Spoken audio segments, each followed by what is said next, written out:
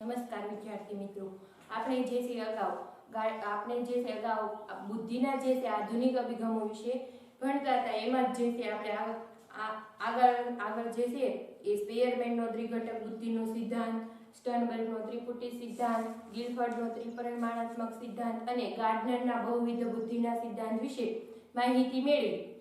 ગયા લેક્ચરમાં જે છે આપણે ગાર્ડનરનો બહુવિધ બુદ્ધિનો સિદ્ધાંત જોયો હતો. એમાં જે છે બુદ્ધિની લાક્ષણિકતાને આધારે ગાર્ડનરે જે છે બુદ્ધિનો સિદ્ધાંત રજૂ કરેલો છે, જેમાં જે છે 8 પ્રકારની બુદ્ધિનો સમાવેશ થાય છે.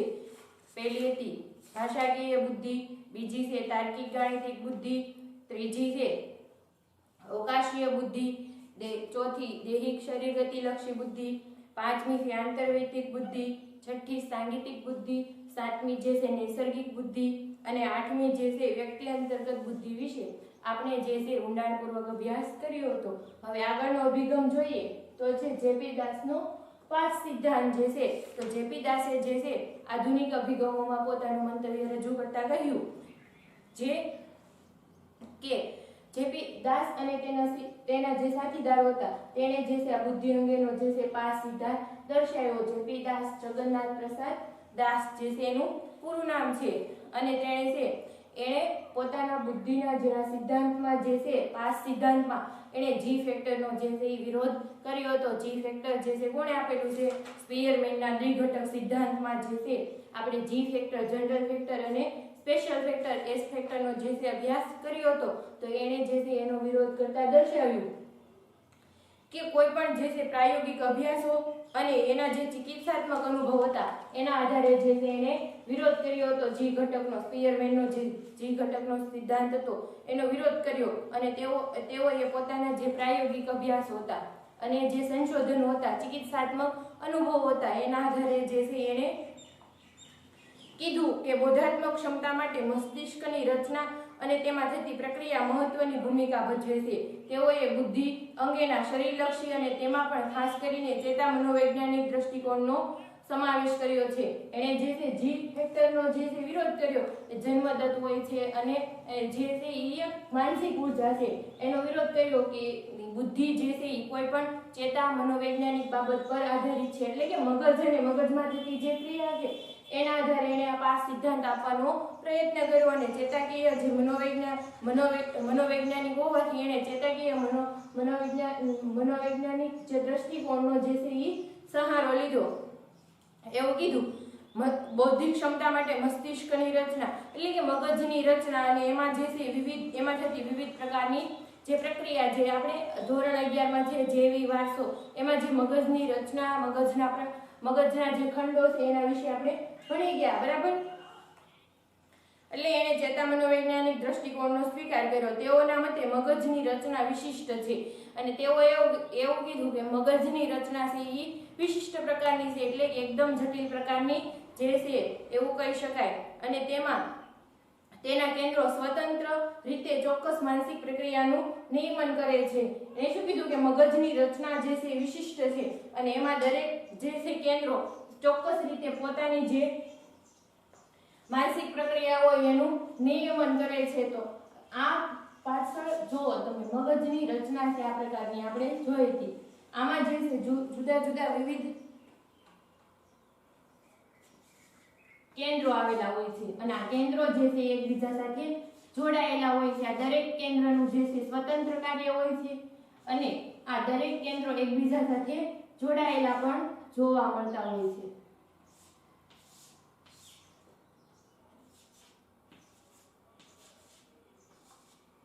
આ જે છે મગજની વિશિષ્ટ રચના દર્શાવે છે,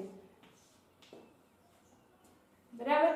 તો આમાં જે છે આ દરેક કેન્દ્ર જે છે એનું સ્વતંત્ર કાર્ય હોય છે. આ દરેક કેન્દ્ર પોતાની રીતે સ્વતંત્ર કાર્ય કરતું હોય છે. આ કાર્ય એટલે કેવા કાર્યો હોય જે છે આપણે દરેક સંવેદનના જે પાઠમાં જોયું હતું, બરાબર, પહેલા પાઠમાં. તો દરેકનું જે છે સંવેદન વિસ્તાર હોય છે, ચોક્કસ સંવેદન કેન્દ્ર હોય છે. એ પ્રમાણે જે છે આ મગજના ખંડો જે છે કાર્ય કરતા હોય છે અને દરેકનું કાર્ય સ્વતંત્ર હોય છે પરંતુ એક સાથે સંકળાયેલા પણ જોવા મળતા હોય છે એવું બને છે, બરાબર.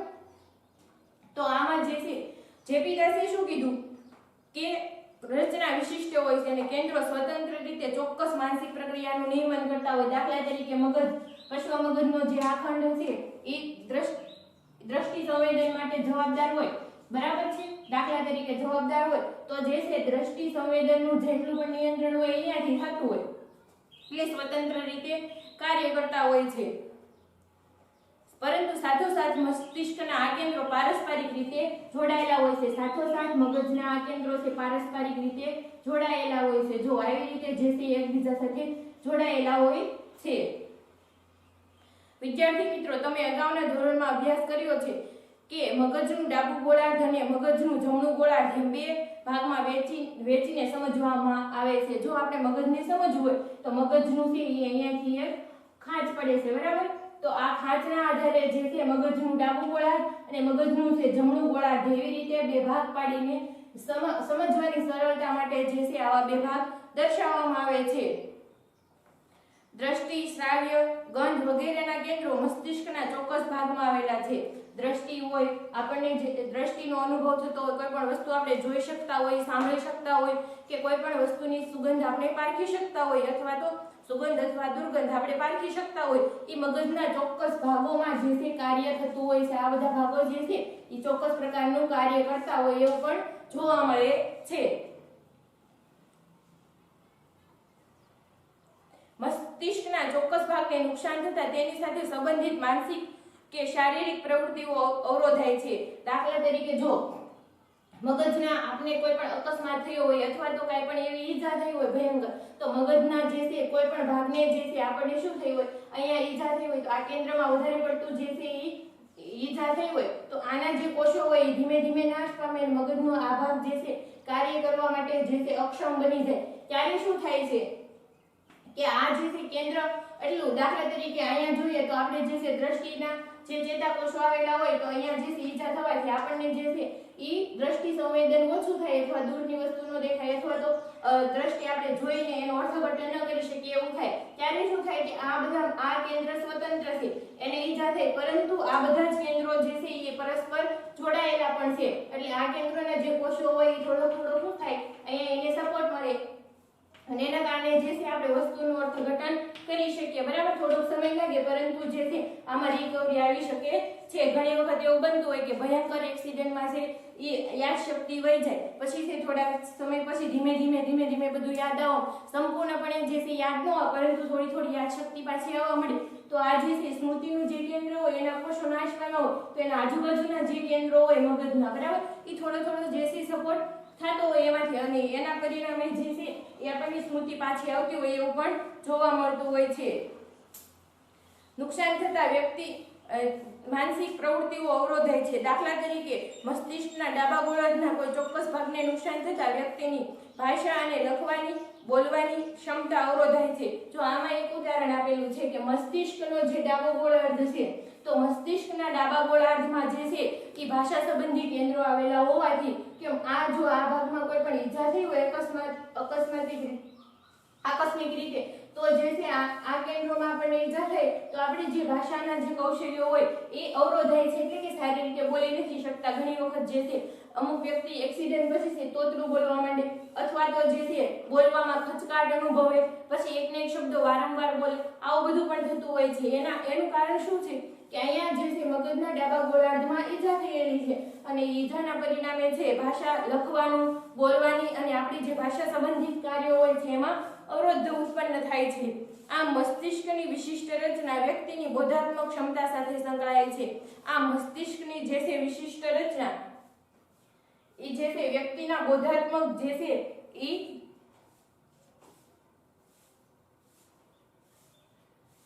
બોધાત્મક ક્ષમતા સાથે સંકળાયેલી છે અને વ્યક્તિની આ મસ્તિષ્કની રચના છે બોધાત્મક ક્ષમતા દર્શાવે છે એવું જેપી દાસ કે આ સિદ્ધાંતમાં દર્શાવે છે.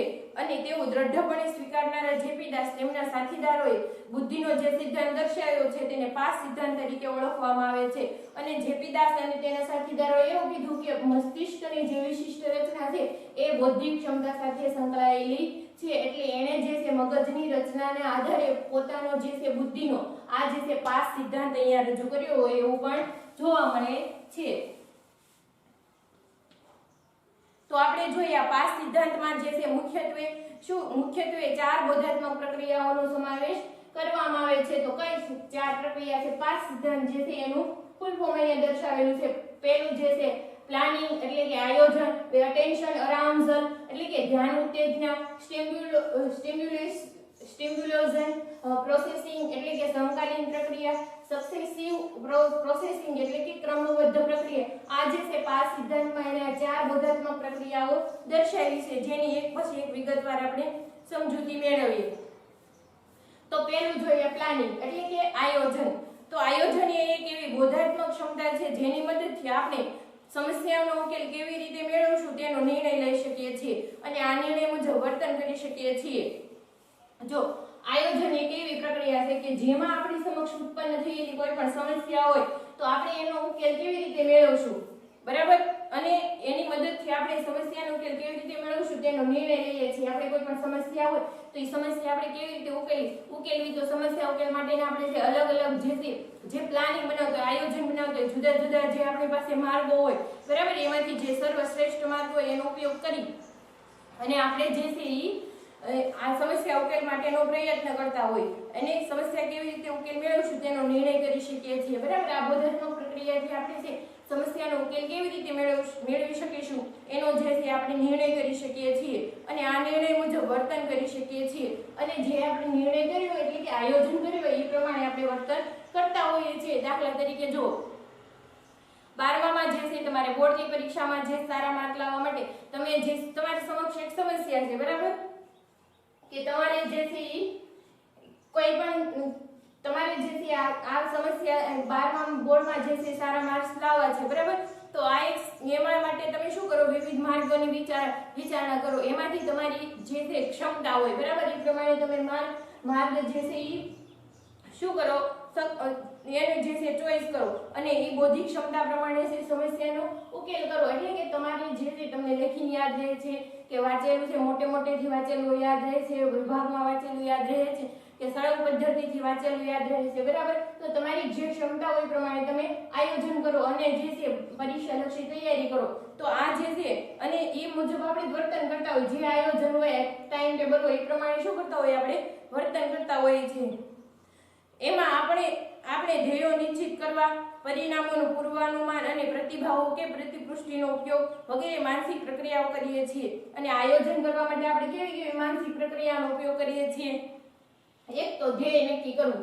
આપણો જે છે કોઈ પણ સમસ્યા ઉકેલ માટે એક ગોલ નક્કી હોવો જોઈએ. ધ્યેય નક્કી કરવું, પછી પરિણામોનું પૂર્વાનુમાન કરવું. આપણે ધ્યેય નક્કી કર્યું હોય એ પ્રમાણે આપણે વર્તન કરતા હોય તો એનું જે છે પરિણામ શું આવશે એનું શું કરવું, પૂર્વ અનુમાન કરવું, કે આગળથી વિચારી રાખવું કે આ વર્તન પ્રમાણે આ જે છે આવું પરિણામ આવી શકે છે. અને પ્રતિભાવો અને પ્રતિપુષ્ટિ, બરાબર, અન્ય વ્યક્તિઓના પ્રતિભાવો, પછી જે છે પ્રતિપુષ્ટિ એટલે કે જે કામ કર્યું હોય એમાંથી જે છે આપણે કેટલા સક્સેસ થયા એનો જે છે મૂલ્યાંકન કરતા રહેવું વગેરેનો ઉપયોગ માનસિક પ્રક્રિયાઓ કરીએ છીએ. અને આ બધાનો ઉપયોગ કરી અને આપણે એક માનસિક પ્રક્રિયા સાથે જોડાઈએ છીએ અને તેના માટે મગજનો અગ્રખંડ જવાબદાર હોય છે. આના માટે જે છે મગજનો કયો ખંડ જવાબદાર હોય છે? આ બધી જ પ્રક્રિયા છે મગજના અગ્રખંડમાં થાય છે. આ ખાસ યાદ રાખજો, અગ્રખંડ. તમને એવું પૂછાય કે આયોજન જેવી માનસિક પ્રક્રિયા જે છે મગજના કયા ભાગમાં? ચેબીદાસના 5 સિદ્ધાંત પ્રમાણે આયોજનની જે છે માનસિક પ્રક્રિયા કયા ખંડમાં થાય છે? તો અગ્રખંડમાં થાય છે. એના માટે જે છે મગજનો અગ્રખંડ જવાબદાર છે. જોઈએ તો મગજનો જે છે આ ભાગ હોય, આગળનો ભાગ, આ જે છે અગ્રખંડ, આ જે છે અહીંયા જવાબદાર છે, જે આપણી આવી આયોજન જેવી બોધાત્મક પ્રક્રિયા સાથે સંકળાયેલો છે એવું કહી શકાય. હવે બીજું જોઈએ, અટેન્શન અરાઉઝલ એટલે કે ધ્યાન ઉત્તેજના. તો આ બોધાત્મક પ્રક્રિયામાં વાતાવરણમાં રહેલા ઘણા ઉદ્દીપકો પ્રત્યે ધ્યાન આપવાની અને અન્ય ઉદ્દીપકોની અવગણના કરવાની ક્ષમતાનો સમાવેશ થાય છે. જો આ બોધાત્મક પ્રક્રિયામાં શેનો સમાવેશ થાય છે? ધ્યાન ઉત્તેજના એટલે કે વાતાવરણમાં રહેલા ઘણા ઉદ્દીપકો પ્રત્યે આપણે ધ્યાન આપીએ છીએ. જ્યારે ઘણા ઉદ્દીપકોને શું કરીએ છીએ? અવગણતા હોઈએ છીએ. તો એવા કયા ઉદ્દીપકો પ્રત્યે આપણે ધ્યાન આપતા હોઈએ? જેથી આપણે જે છે પહેલા યુનિટમાં ભણી ગયા ધ્યાન અને સંવેદનમાં, બરાબર. તો એમાં જે છે જે આપણે જે ઉદ્દીપક પ્રત્યે ધ્યાન આપીએ છીએ એ ઉદ્દીપક જે છે આપણે રસ અભિરુચિનું હોય, બરાબર, અથવા તો આપણી જે કંઈ પણ ટેવ હોય એવા ઉદ્દીપકો હોય, અથવા તો આપણી કંઈક જરૂરિયાતનું ઉદ્દીપક હોય એના પ્રત્યે આપણે વધારે ધ્યાન આપતા હોય. જ્યારે જે છે બીજા વધારાના ઉદ્દીપકો હોય, આપણી આસપાસના વાતાવરણમાં રહેલા જે વધારાના ઉદ્દીપકો હોય એની આપણે જે છે સતત અવગણના કરતા હોય એવું જોવા મળે છે.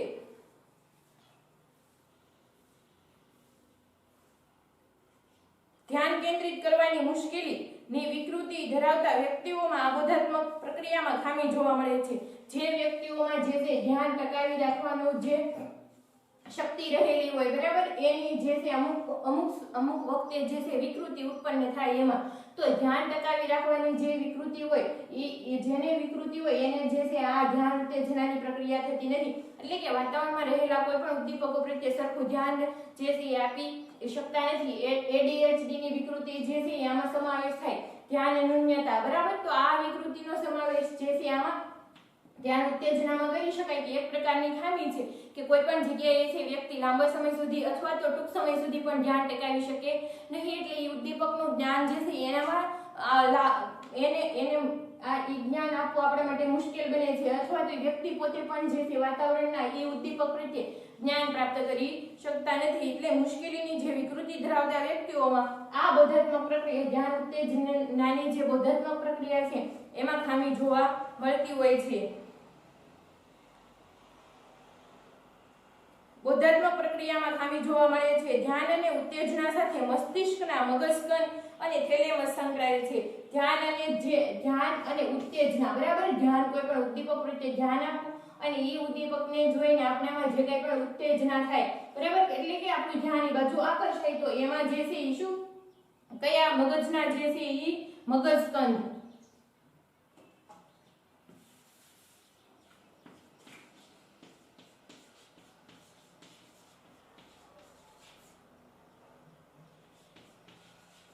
અને થેલેમસ જોડાયેલા છે.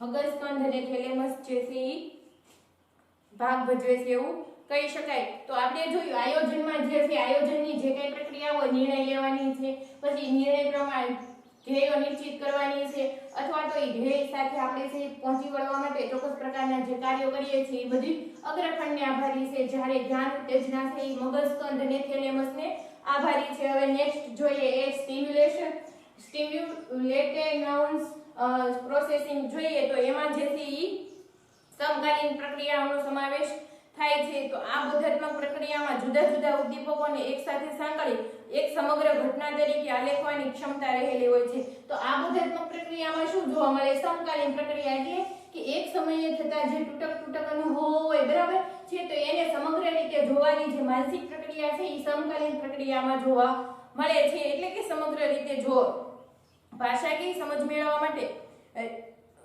આ ક્ષમતાની વધુ આવશ્યકતા રહેલી છે. અને આપણે જ્યારે તે ભાષાકીય સમજ મેળવતા હોય ત્યારે જે છે આ સમકાલીન પ્રક્રિયાની વધારે જે છે એ સમજ જે આ પ્રક્રિયાની વધારે જે છે જરૂરિયાત રહેલી હોય છે. દાખલા તરીકે પછી એનો જે છે એક આવી રીતે જે છે જુદી જુદી વર્ણમાળાઓ ભેગો કરો એટલે એક આખી જે છે એ લાઈન બને છે અને લાઈનનો જે છે ચોક્કસ અર્થ નીકળતો હોય છે.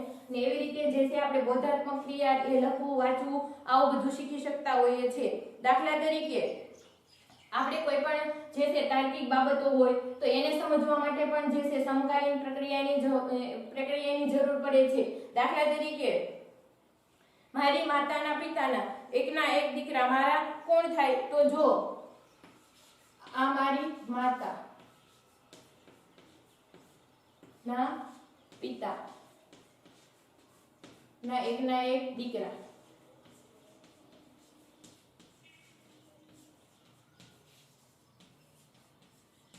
તો મારે કોણ થાય, તો આ જે છે હું હોય, બરાબર, તો આપણે કોણ થાય, તો આ જે છે માતા ના પિતા, બરાબર, એટલે નાના અને નાનાના જે છે એક છોકરા આપણે શું થાય, મામા, બરાબર. તો આનો જે છે આવી બધી છૂટક જે છે એ પ્રક્રિયાઓ ભેગી થઈને એક જે છે મામા તરીકેનો આપણને જે છે અર્થઘટન થાય. તો આ જે છે એક સમકાલીન પ્રક્રિયા દર્શાવે એવું બેસ્ટ ઉદાહરણ કહી શકાય છે, બરાબર.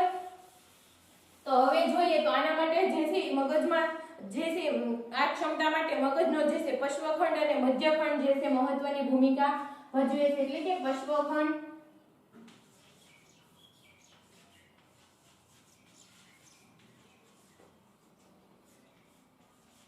અને મધ્યખંડ જે છે એ મહત્વની ભૂમિકા ભજવે છે. સમકાલીન પ્રક્રિયા માટે જે છે મગજમાં રહેલો પશ્વખંડ અને મધ્યખંડ જે છે એ મહત્વની ભૂમિકા ભજવે છે એવું કહી શકાય છે. હવે નેક્સ્ટ જોઈએ તો સક્સેસિવ છે, પ્રોસેસિંગ છે, ક્રમબદ્ધ પ્રક્રિયા જોઈએ આપણે. તો અહીં ઉદ્દીપકોને ક્રમબદ્ધ રીતે રજૂ કરવાની ક્ષમતાઓનો સમાવેશ થાય છે, જેમાં ખાસ કરીને ક્રમબદ્ધ રીતે અક્ષરો અને શબ્દોને ગોઠવીને વાંચન કાર્ય અને લેખન કાર્ય કરવાની ક્ષમતાનો સમાવેશ થાય છે. આ માટે મોટા મગજનો અગ્રખંડ અને નિમ્નખંડ જવાબદાર છે. જો અહીંયા જે છે અહીં ઉદ્દીપકોને ક્રમબદ્ધ રીતે રજૂ કરવાનું, બરાબર. દાખલા તરીકે જે છે ઉદ્દીપકોને ક્રમબદ્ધ રીતે રજૂ કરવાનું એટલે કે A B C D, બરાબર. આવી રીતે ક ખ ગ આવી રીતે જે છે વર્ણમાળાઓ હોય છે, બરાબર. તો આ જે છે એકદમ ક્રમબદ્ધ રીતે અક્ષરો અને વર્ણમાળામાં ગોઠવી વાંચન કાર્ય અને લેખન કાર્ય કરવાની જે ક્ષમતાનો સમાવેશ થાય છે. આપણે બધાનું જે છે ઈ પ્રાથમિક શિક્ષણ શરૂ થાય ત્યારે જે છે આપણે આ બધું જે છે એક અક્ષરથી પછી બબ્બે અક્ષર એવી રીતે આપણે છે ઈ શબ્દ ભંડોળ ભેગું કરતા હોઈએ છીએ, અને આ શબ્દ ભંડોળને આધારે જે છે ઈ આપણે વાંચન કાર્ય, લેખન કાર્ય અને મોટા જે છે ગ્રંથોને સમજવાની જે છે ક્ષમતાનો વિકાસ થાય છે. ક્રમબદ્ધ રીતે પહેલા એકાકી અક્ષર સમજીએ, બરાબર. પછી એમાં રહેલા બધા અક્ષરો સમજીએ, પછી એને જે છે આપણને કેમ પહેલા ક ખ ગ આવડી જાય, પછી જે છે કા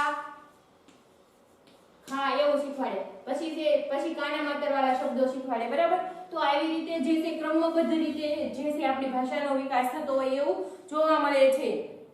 આ માટે મોટા મગજનો અગ્રખંડ અને નિમ્નખંડ અગત્યતા ધરાવે છે, એટલે કે મોટા મગજનો જે છે ઈ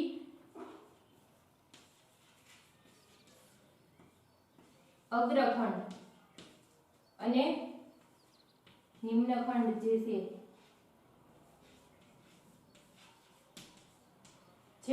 અગત્યતા ધરાવે એવું કહી શકાય છે. તો આપણે અહીંયા જે છે જેપી દાસનો પાસ સિદ્ધાંત તમને સારી રીતે સમજાઈ ગયો છે એવી અપેક્ષા સાથે આ જે છે એ સિદ્ધાંત અહીંયા પૂરો થાય છે. તો જોઈએ હવે એક વખત આનું રિવિઝન જોઈએ તો જેપી દાસનો જે પાસ સિદ્ધાંત જે છે, બરાબર. તો એને જે છે મસ્તિષ્કની રચનાને આધારે આ સિદ્ધાંત આપેલો છે, ચેતાકીય બાબતોને આધારે, બરાબર.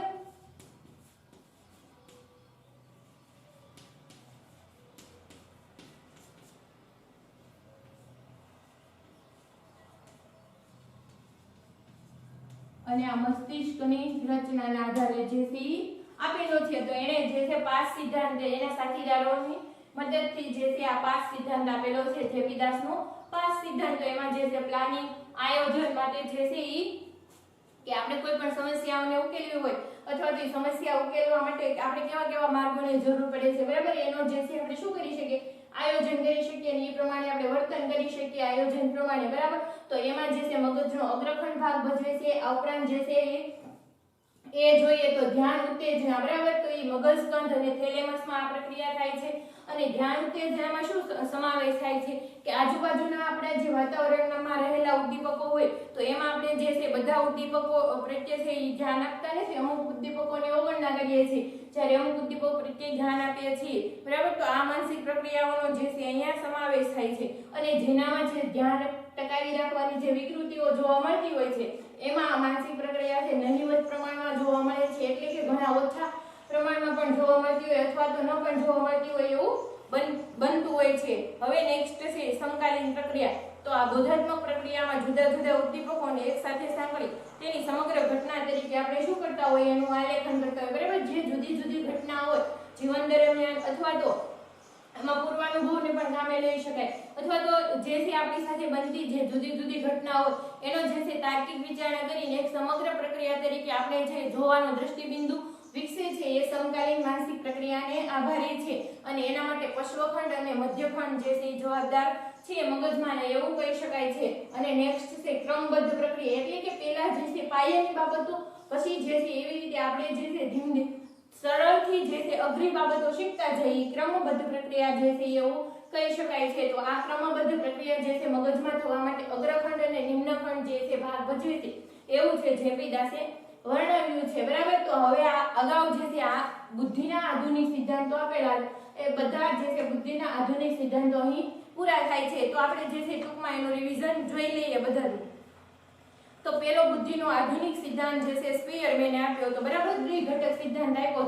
એમાં જે છે જી ફેક્ટર અને એસ ફેક્ટરની વાત જોવા મળે છે. બરાબર. તો આ ઉપરાંત જે છે સ્ટર્નબર્ગનો ત્રિપુટી સિદ્ધાંત, એમાં જે છે એને ત્રણ બુદ્ધિના ત્રણ પાસાઓને આધારે જે છે આ સિદ્ધાંત આપ્યો હતો. એમાં ત્રણ પ્રકારની બુદ્ધિનો સમાવેશ થાય છે: ઘટકીય બુદ્ધિ, અનુભવજન્ય બુદ્ધિ અને સંદર્ભ બુદ્ધિનો ઉપયોગ થાય છે. તો ઘટકીય બુદ્ધિને વિશ્લેષણાત્મક બુદ્ધિ તરીકે ઓળખવામાં આવે છે, અનુભવજન્ય બુદ્ધિને સર્જનાત્મક બુદ્ધિ તરીકે ઓળખવામાં આવે છે અને સંદર્ભ બુદ્ધિને વ્યવહારિક બુદ્ધિ તરીકે પણ ઓળખવામાં આવે છે. આ ઉપરાંત જે છે ગિલફર્ડે પણ ત્રિપરિમાણાત્મક સિદ્ધાંત આપ્યો હતો. એમાં જે છે એણે ત્રણ પરિમાણોને જે છે એકબીજા સાથે જોડીને આ સિદ્ધાંત આપવાનો પ્રયત્ન કર્યો.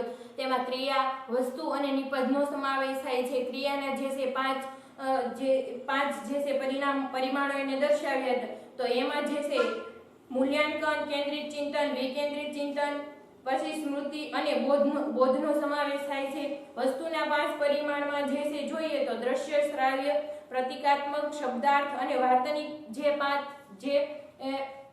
પાસા જે છે પરિમાણો છે એનો સમાવેશ થાય છે. અને નિપજના પરિમાણમાં જોઈએ તો પરિણામ, ઉત્પાદન, બરાબર, અને એને જે છે 6 ભાગોમાં વહેંચવામાં આવેલા છે. તો એમાં જે છે એકમો, વર્ગો કે વિભાગો, તંત્રો, રૂપાંતરો, સૂચિતાર્થો કે ફલિતાર્થોનો સમાવેશ થાય છે. અને આ જે છે ત્રણેય પરિમાણો એકબીજા સાથે સંકળાયેલા છે. બરાબર. એટલે એણે જે છે 150 ઘટકોનો છે એ વાત કરેલી છે કે બુદ્ધિના જે સ્પીયરમેનનો દ્વિઘટક સિદ્ધાંત હતો તો એનું જે છે ખંડન કર્યું અને કીધું કે બે ઘટકોને આધારે બોધાત્મક પ્રક્રિયાની સરખામણી ન થઈ શકે, એટલા માટે એને બુદ્ધિના 150 ઘટકો આપેલા છે એવું કહી શકાય. ત્રણ પરિમાણના આધારે એને 150 ઘટકો દર્શાવ્યા છે ગિલફર્ડે.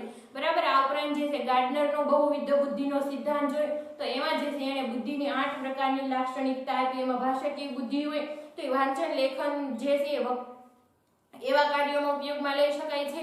અને એમાં જે છે લેખકો હોય, સાહિત્યકારો હોય, કટાર લેખકો હોય એ બધામાં બુદ્ધિની લાક્ષણિકતા છે વધારે પડતા પ્રમાણમાં જોવા મળે છે.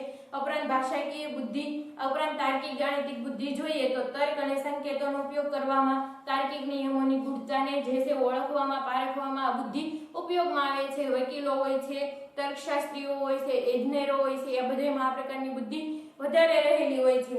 ઉપરાંત જોઈએ અવકાશીય બુદ્ધિ, માનસિક પ્રતિમાઓ અને અંતર વિશેના જે આપણે ખ્યાલો મેળવવા માટે આ પ્રકારની બુદ્ધિ ઉપયોગમાં લેવામાં આવે છે. અને અવકાશીય બુદ્ધિ છે ઓપરેશન કરનારા હોય, વાહન ચાલકો હોય એટલે કે ડ્રાઈવરો. બરાબર.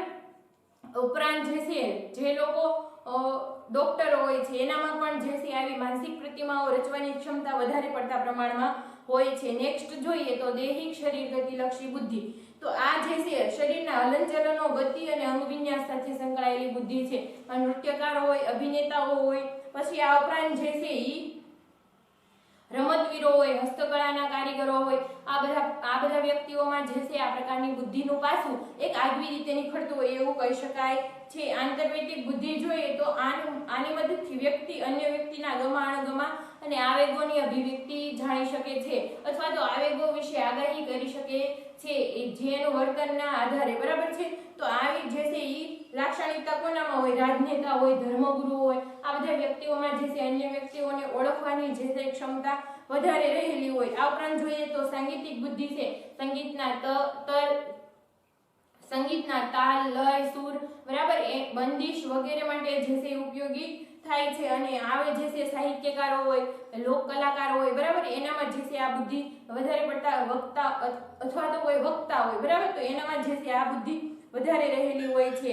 ઉપરાંત જોઈએ તો વ્યક્તિ અંતર્ગત બુદ્ધિ, વ્યક્તિ પોતાની જાતને સમજે તો જ બીજાને સમજી શકે, એટલે પોતાના આવેગો અને લાગણી સમજવા માટે આ બુદ્ધિ વધારે કામ કરતી હોય છે. અને નેક્સ્ટ જોઈએ નૈસર્ગિક બુદ્ધિ. તો પ્રાકૃતિક તત્વો, કુદરતી તત્વો છે એને જાણવા માટે જે છે આ બુદ્ધિ ઉપયોગમાં આવતી હોય છે. તો એમાં ખેડૂતો હોય, વન પ્રવાસીઓ હોય, બરાબર, તો આમાં જે છે આ પ્રકારની બુદ્ધિ વગેરે વધારે પડતા પ્રમાણમાં જોવા મળતી હોય ને હજી આપણે હમણાં જોયો એવો સિદ્ધાંત જેપીદાસનો 5 સિદ્ધાંત એને જે છે ચેતાકીય બાબતો અને મસ્તિષ્કની રચનાને આધારે જે છે આ સિદ્ધાંત દર્શાવ્યો. એને પણ સ્પીયરમેનના જે છે જી ઘટકનો જે છે સિદ્ધાંત જી ઘટક છે સિદ્ધાંતમાં ત્રિઘટકમાં જી ઘટકનો છે વિરોધ કર્યો હતો અને એવું કીધું કે આ જે છે કે જન્મજાત બાબત નથી, આ જે છે એક ચેતાકીય બાબત છે અને એની સાથે સંકળાયેલા જુદા જુદા મગજના જે છે આપણામાં જે કઈ માનસિક પ્રક્રિયાઓનો વિકાસ થાય છે, મગજના જુદા જુદા ખંડને આભારી છે એવું એને દર્શાવ્યું. એમાં આયોજન છે કે નિર્ણય લેવાની શક્તિ હોય અને એ પ્રમાણે વર્તન કરવાની શક્તિ હોય તો મગજના અગ્રખંડમાં થાય છે, બરાબર. તો ધ્યાન ઉત્તેજના છે એટલે કે વાતાવરણમાં રહેલા અમુક ઉદ્દીપકો પ્રત્યે આપણે ધ્યાન આપીએ છીએ. જ્યારે અમુક ઉદ્દીપકોને આપણે જે છે શું કરીએ છીએ અવગણના કરીએ છીએ તો એની જે માનસિક પ્રક્રિયા થાય છે મગજ સ્કંધ અને થેલેમસમાં થતી હોય એવું જોવા મળે છે. આ ઉપરાંત જોઈએ સમકાલીન પ્રક્રિયા એટલે કે જે તૂટક અનુભવો હોય, તૂટક બનાવો હોય એને જે છે એક સાથે સાંકળી અને એક ઘટના તરીકે જોવાનું જે દ્રષ્ટિબિંદુ આપણામાં વિકાસ પામે છે એ મગજના પશ્વખંડ અને મધ્યખંડને આભારી હોય છે. આ ઉપરાંત જોઈએ તો ક્રમબદ્ધ પ્રક્રિયા, બરાબર. પહેલા જે છે સરળથી અઘરી બાબત જે છે આપણે શીખતા હોય એનો જે છે નિર્દેશ કરે છે. ક્રમબદ્ધ એટલે પહેલા થોડું અને પછી જે છે એક સાથે આપણે જે શીખી શકીએ છીએ, બરાબર. નાના અનુભવો ભેગા કરીને આપણે એક જે છે સારી એવી સફળતા મેળવી શકીએ. આ ક્રમબદ્ધ પ્રક્રિયા છે, બરાબર. તો ક્રમબદ્ધ પ્રક્રિયા માટે મગજનો જે છે અગ્રખંડ અને નિમ્નખંડ જે છે ભાગ ભજવતો હોય છે. અપેક્ષા છે તમને આ બધા જ આધુનિક અભિગમો જે છે એ સમજાઈ ગયા છે અને બોર્ડની પરીક્ષા માટે આ જે છે અભિગમો મોસ્ટ આઈએમપી કહી શકાય. હવે નેક્સ્ટ આપણે બુદ્ધિ જે છે આપણે કેવી રીતે અનુમાન કરી શકીએ કે આ વ્યક્તિની જે છે બૌદ્ધિક ક્ષમતા જે છે કેટલી છે, બરાબર. તો એનું જે છે મનોવૈજ્ઞાનિક માપન જે છે અસ્તિત્વમાં આવ્યું છે. તો હવે પછીના પીરિયડમાં આપણે બૌદ્ધિક માપન વિશે ચર્ચા કરીશું. આભાર.